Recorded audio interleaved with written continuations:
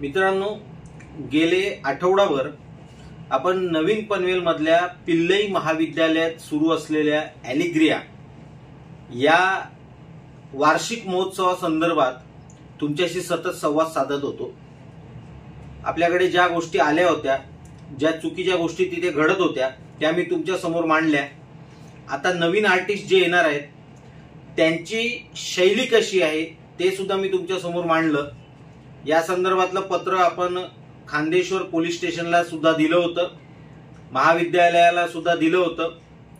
आम्ही पहिल्यापासून सांगत होतो की या कार्यक्रमाचं स्वरूप बदला, कारण या कार्यक्रमामध्ये इतर अनेक गोष्टींबरोबर जे बाहेरून आलेले कॉन्सर्ट करण्यासाठी आर्टिस्ट आहेत यांच्या तोंडामध्ये शिवराळ भाषा असते आणि उद्या याच्याच विरोधात आपण एक आंदोलन जाहीर केलं होतं।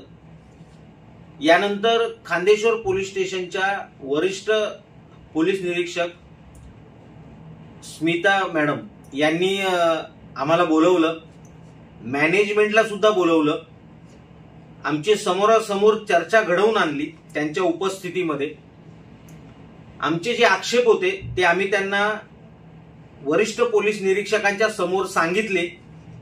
त्यातले मागच्या वर्षी ज्या आमच्या चुका झालेल्या याबद्दल आम्ही दिलगिरी व्यक्त करतो असं मॅनेजमेंटने आम्हाला सांगितलं। या वर्षी सुद्धा जो ॲलिग्रिया होतोय त्याच्यामध्ये कुठेही शिवराळ भाषेचा वापर केला जाणार नाही, कुठेही भारतीय संस्कृतीला धक्का पोहोचेल असे विनोद येणाऱ्या स्टँडअप कॉमेडियन्स कडून केले जाणार नाहीत।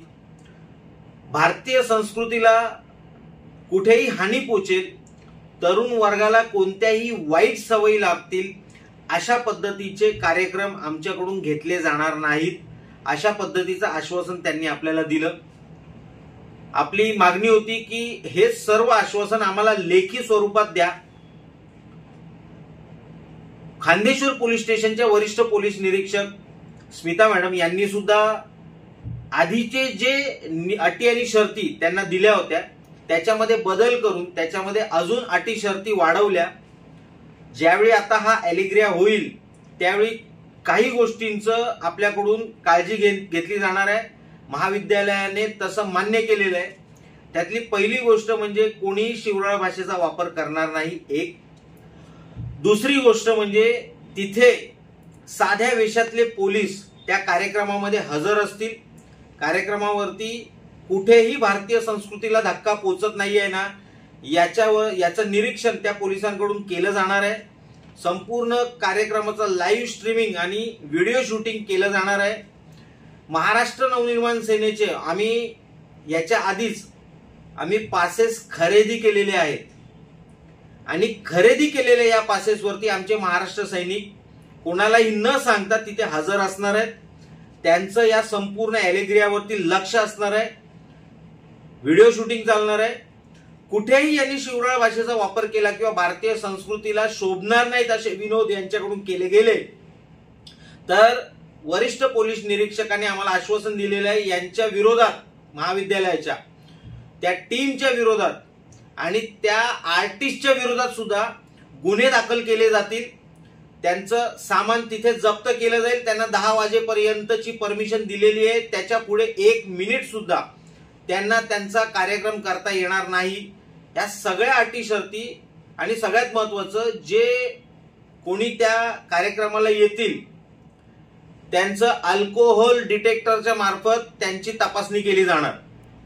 त्यामुळे माझं विद्यार्थ्यांना सुद्धा आवाहन आहे, तुम्ही ॲलिग्रियाला येताना या डिटेक्टर मधून तुम्हाला जावं लागणार आहे। त्यामुळे येताना जसे सर्वसामान्य नागरिक येतात तसेच या। कोणत्याही मादक पदार्थांचं सेवन करून येऊ नका, विनाकारण अडचणीत याल। तुम्ही एन्जॉय करा, एन्जॉयमेंट बद्दल आमचं म्हणणं नाही, आम्ही त्याच्या विरोधात नाही। मात्र मादक पदार्थांचं सेवन करताना आसपास सुद्धा महाविद्यालयाच्या किंवा महाविद्यालयामध्ये कोणी सापडलं तर त्याच्यासाठी ते अडचणीचं ठरेल, इतकं मी तुम्हाला सांगतो। हे पत्र मी त्यांचं आलेलं तुम्हाला आता वाचून दाखवतोय। याच्यामध्ये त्यांनी मान्य केलेलं आहे मी तुम्हाला पूर्ण पत्रच वाचून दाखवतो. विषय ॲलिग्रिया महोत्सवावरील आरोपांबाबत प्रतिक्रिया आणि आश्वासन. आदरणीय महोदय, आम्ही ॲलिग्रिया महोत्सवाबाबत आपली चिंता लक्षात घेतो आणि आपल्याला आश्वस्त करतो की भारतीय परंपरा व सांस्कृतिक मूल्ये कायम राखली जातील. नेहमीप्रमाणे कोणत्याही प्रकारची अश्लीलता होणार नाही आणि सर्व कार्यक्रम शिस्तबद्ध व सभ्यतेच्या चौकटीत असतील.